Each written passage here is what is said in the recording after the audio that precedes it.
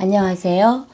오늘은 요새 서점가에서 베스트셀러인 내일의 부 알파편을 가지고 왔습니다.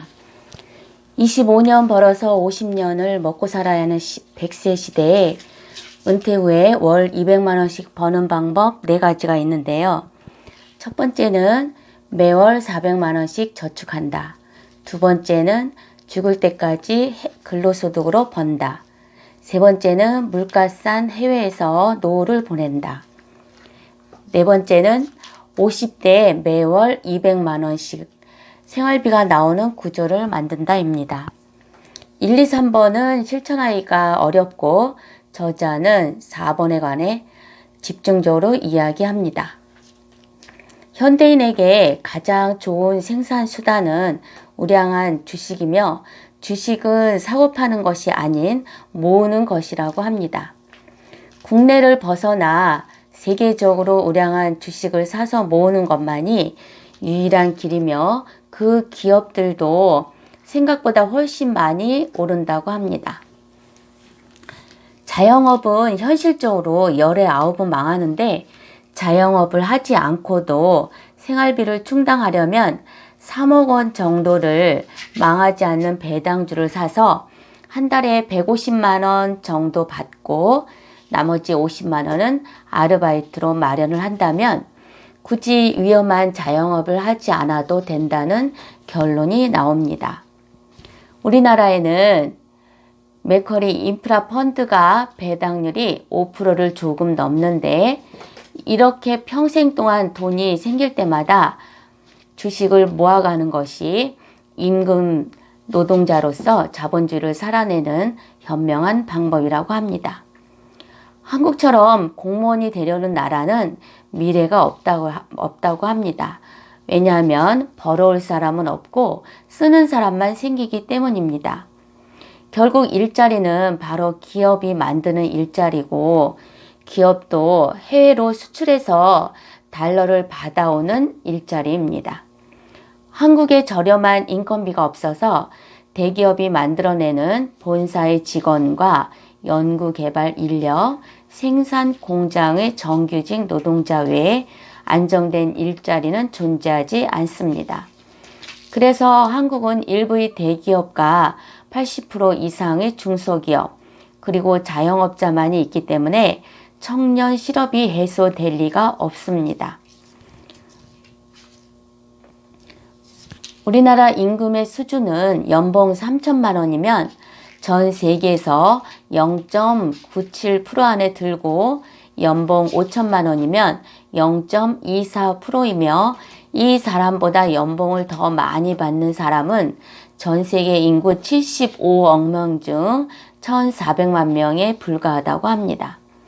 수출로 따지면 세계에서 10위권 안에 들어가는 선진국인데 우리나라 사람들만 우리나라가 얼마나 잘 사는지 모르고 있습니다.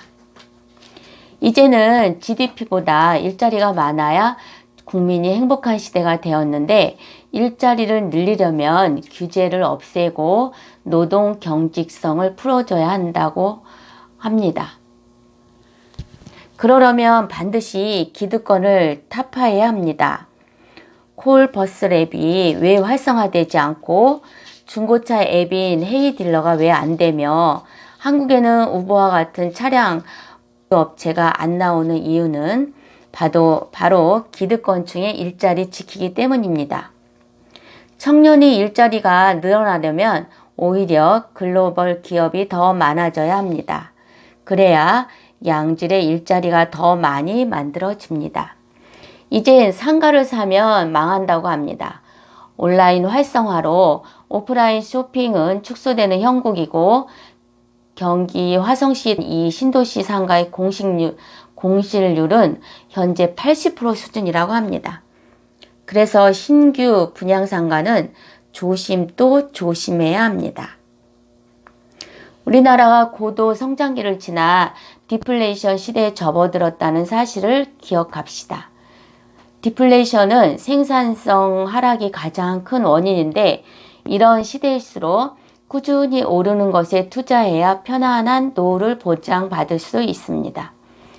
주식은 미국의 우량주, 부동산은 국내라면 부천을 사야 합니다.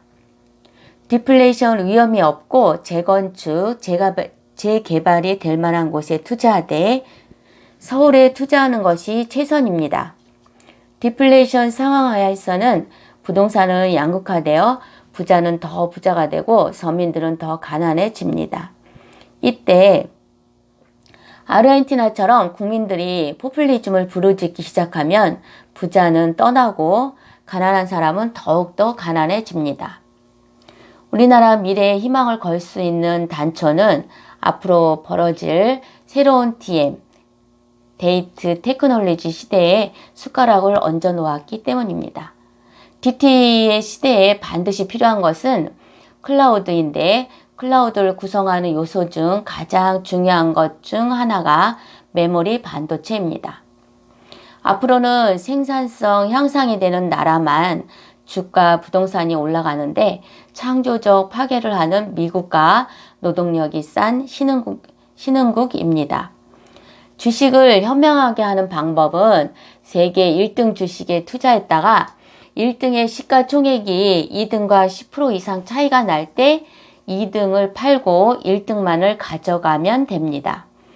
투자는 예측이 아니기 때문에 돈의 흐름을 따라가면서 대응해야 하고 대응만이 살 길입니다.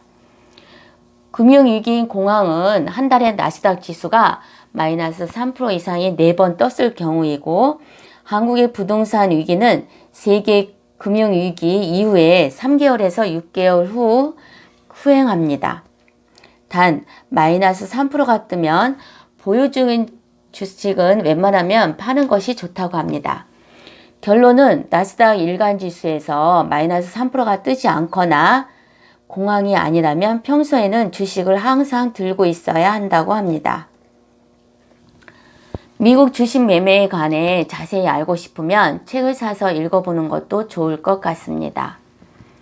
자본주의가 쳐놓은 덫은 마치 미국이 제대한 젊은이들을 중산층으로 만들어 소비 기계로 만드는 전략과 흡사한데 그 전략이 매우 치밀해서 우리가 느끼지 못했을 뿐입니다.